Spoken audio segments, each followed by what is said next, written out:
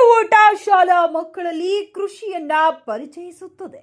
ಕೆಸರು ಓಟ ಸ್ಪರ್ಧೆಯಾಗಿ ಮಾರ್ಪಟ್ಟಿದೆ. ನೇತ್ರಾಜ್ ಗುರುವಿನಮಠ.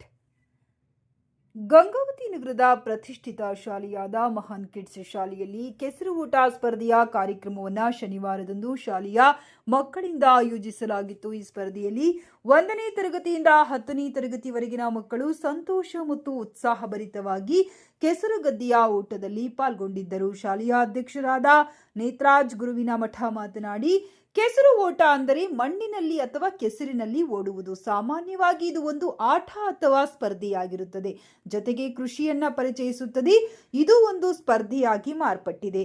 ಉದಾಹರಣೆ ಎಂಬಂತೆ ಕೊಡಗು ಭಾಗದಲ್ಲಿ ಜನರು ಕೆಸರಿನಲ್ಲಿ ಓಡಿ ಸ್ಪರ್ಧಿಸುತ್ತಾರೆ. ಕೆಲವೊಮ್ಮೆ ಇದನ್ನು ಮಡ್ ರನ್ ಎಂದು ಕೂಡ ಕರೆಯುತ್ತಾರೆ. ಈ ಸ್ಪರ್ಧೆಗಳು ಗ್ರಾಮೀಣ ಪ್ರದೇಶಗಳಲ್ಲಿ ಹೆಚ್ಚು ಜನಪ್ರಿಯವಾಗಿವೆ ಮತ್ತು ವಿವಿಧ ರೀತಿಯ ಸ್ಪರ್ಧೆಗಳನ್ನು ಒಳಗೊಂಡಿರುತ್ತವೆ ಎಂದು ಹೇಳಿದರು.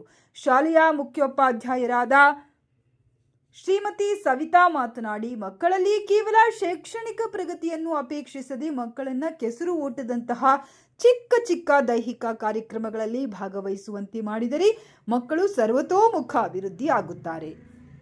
ಇಂತಹ ಕ್ರೀಡೆಗಳಲ್ಲಿ ಭಾಗವಹಿಸಲು ಅನುಕೂಲ ಮಾಡಿಕೊಟ್ಟಂತಹ ಪಾಲಕರು ಮಕ್ಕಳಿಗೆ ಸಹಕಾರ ನೀಡಿದ್ದಕ್ಕಾಗಿ ಧನ್ಯವಾದಗಳನ್ನು ತಿಳಿಸಿದರು. ಈ ಸಂದರ್ಭದಲ್ಲಿ ಶಾಲೆಯ ಶಿಕ್ಷಕರು ಮತ್ತು ಶಾಲಾ ಸಿಬ್ಬಂದಿ ವರ್ಗದವರು ಪಾಲಕರು ಭಾಗವಹಿಸಿ ಕಾರ್ಯಕ್ರಮವನ್ನು ಯಶಸ್ವಿಗೊಳಿಸಿದರು.